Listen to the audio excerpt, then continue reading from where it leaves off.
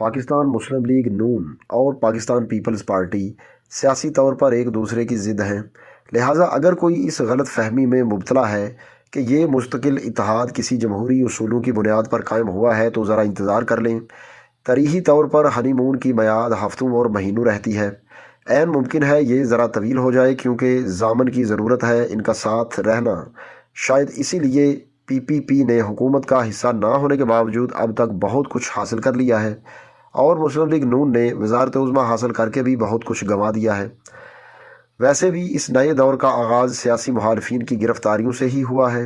ایک طرف تقریب حلف برداری ہو رہی تھی تو دوسری طرف لاہور میں پاکستان تحریک انصاف کے کارکنوں اور رہنماؤں کی گرفتاری۔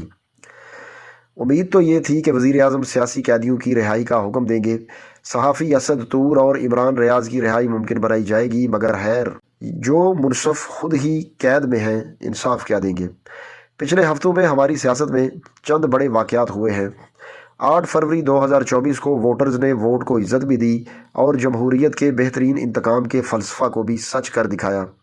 تاہم بات اگر صرف بیلٹ باکس تک رہتی تو نتائج یقینی طور پر مختلف ہوتے، مگر ہمارے یہاں کا مسئلہ برس ہاں برس سے سلیکٹر سے سلیکٹڈ تک میں پھنس کر رہ گیا ہے، اور آج تک ہم پارلیمان کو آزاد نہیں کرا پائے تو سیاسی قیدیوں کو کہاں سے رہا کروا پائیں گے۔ اب تو ایسا لگتا ہے جیسے سابق صدر عارف علوی بھی رہا ہو کر کراچی پہنچے ہیں اور اڈیالہ جیل جانے کی تیاری کر رہے ہیں۔ اس وقت تو اپنے لیڈر بانی P T I Imran Khan سے ملے، مگر جس طرح کا جذباتی بیان انہوں نے نئے صدر آصف علی زرداری کی تقریب حلف برداری کے بعد واپس اپنے شہر پہنچ کر دیا ہے، اس سے لگتا ہے کہ وہ کسی آرام کے موڈ میں ہیں۔ خیر بات ہو رہی تھی مسلم لیگ نون اور پی کے اس تیسرے ہنی مون کی۔ 2006 کا میثاق جمہوریت ڈرافٹ کی حد تک سب سے زیادہ مؤثر معاہدہ تھا جو اگر اپنی اصل شکل میں قائم رہتا تو آج صورتحال بہت مختلف ہوتی۔ بدقسمتی سے سابق وزیر اعظم بینظیر بھٹو کی شہادت نے بہت بڑا سیاسی ہلا پیدا کر دیا۔ اس میثاق کی بنیاد غلطیوں کے اعتراف پر تھی اور آگے بڑھنے کا راستہ ماضی سے سبق سیکھنے پر تھا، مگر ان دونوں نے بار بار وہی غلطیاں دہرائیں اور شاید ایک بار پھر دونوں ہی نے 2022 سے تیسرے کندھے پر سوار ہو کر اقتدار میں آنے کا فیصلہ کیا تاکہ دونوں کا مشترکہ مخالف عمران خان اس گمان میں رہے کہ اس کی کرسی مضبوط ہے اور عدم اعتماد کی تحریک کو شکست ہو جائے گی۔ یہی غلط فہمی سابق وزیر اعظم ذوالفقار علی بھٹو کو بھی تھی۔ یہ اتحاد شاید اس وجہ سے بھی 2008 کے مقابلے میں زیادہ چلے کیونکہ ماضی کے مقابلے میں کم از کم مسلم لیگ نون خاصی کمزور پوزیشن پر ہے۔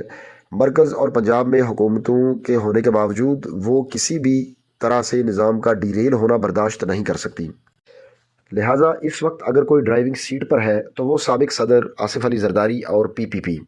دوسری بڑی وجہ اس اتحادی حکومت کے چلنے کی تیسرا فریق ہے، اور وہ بہرحال اس وقت تک اس گاڑی کو چلائے گا جب تک اس کے اور بانی پی ٹی آئی کے معاملات میں لچک نہیں آتی، اور اگر آگے چل کر کوئی بریک تھرو ہو جاتا ہے تو 100% خسارے میں مسلم لیگ نون اور شریف برادران ہوں گے، زرداری صاحب اور پی نہیں۔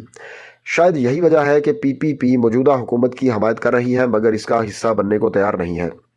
اب تک کی اطلاعات کے مطابق وزیر اعظم شہباز شریف کی تمام تر کوششوں کے باوجود کیا وجہ ہے کہ آصف زرداری اور بلاول بھٹو نے حکومت میں شمولیت سے معذرت کر لی ہے اور مضبوط آئینی عہدے حاصل کر لیے ہیں۔ ان تینوں فریقوں کا مشترکہ مفاد وہ ہے جو اڈیالہ میں ہے، جو اس وقت بھی سیاست کا مرکز ہے اور سارا منظرنامہ اسی کے گرد گھوم رہا ہے۔ ایک سبق بظاہر تحریک انصاف نے یہ ضرور سیکھا ہے کہ سسٹم سے باہر نہیں رہنا، یعنی اس وقت وہ پارلیمان اور اسمبلیوں کا حصہ بھی ہیں، ایک صوبہ میں حکومت بھی کر رہے ہیں اور ایوانوں کے اندر اور باہر دھاندلی کے خلاف احتجاج بھی۔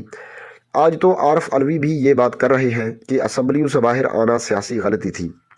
ایک بات طے ہے کہ موجودہ حکومت کا مستقبل بانی پی ٹی آئی کے سیاسی مستقبل سے وابستہ ہے، لہٰذا ماضی کے مقابلے میں مسلم لیگ اور پی کا خاص طور پر شریفوں کا طاقتور اداروں کے ساتھ ٹکراؤ ممکن نہیں۔ الیکشن 2024 میں ووٹ بظاہر صرف پی ٹی آئی اور بانی کے حق میں نہیں پڑا، وہ ریاستی بیانیہ کے خلاف بھی ووٹ تصور کیا جا رہا ہے، لہٰذا ابھی تو یہ ہنی مون جلد ختم ہونے والا نہیں، یہ کمپنی ابھی چلے گی۔ مسلم لیگ نون کے لیے اس الیکشن میں سوچنے کے لیے بہت کچھ ہے۔ نواز شریف صاحب کا 3.5 سال ملک سے باہر رہنا اور پھر شہباز شریف کی 16 ماہ کی حکومت نے ان کی سیاست کو ناقابل تلافی نقصان پہنچایا۔ اس کا توڑ محض اچھی گورننس نہیں، اچھی سیاست بھی ہے۔ یہ 2008 نہیں جب پی سے معاہدہ چند ماہ میں ٹوٹ گیا، آپ حکومت سے نکل گئے۔ 2009 میں ججوں کی بحالی کے لیے لانگ مارچ کیا، پی نے گورنر راج لگایا، عدالت نے ختم کرایا اور جنرل کیانی کی گارنٹی پر سابق چیف جسٹس بحال ہوئے۔ फिर हुकूमत मरकज़ में PPP और पंजाब में मुस्लिम लीग की चलती रही, यहाँ तक कि 2013 आ गया और उस फ्रेंडली अपोजिशन ने जन्म लिया। एक तीसरा सियासी फरीक जो 2008 के इलेक्शन में बायकाट की वजह से नहीं था, वो तीसरा ऑप्शन इमरान खान था। उनकी खामोश हमायत उस वक्त इदारों के ताकतवर लोगों ने की। अब मैं ये बात करूं तो समझ में आती है कि कम अज़ कम शरीफों को ये प्रोजेक्ट इमरान वाली बात नहीं करनी चाहिए, क्योंकि इसके लिए आपको ये साबित करना होगा कि आप किसी का प्रोजेक्ट नहीं रहे, जो जाहिर है कि हकीकत पर मबनी नहीं होगा। तो उस वक्त तक हनीमून को एंजॉय करें। वैसे भी हमारी सियासत मुद्दत से इद्दत तक आ गई है। दोस्तों, ये मशहूर सहाफ़ी मजहर अब्बास का कॉलम था जो 13 मार्च 2024 को रोज़नामा जंग में शाया हुआ।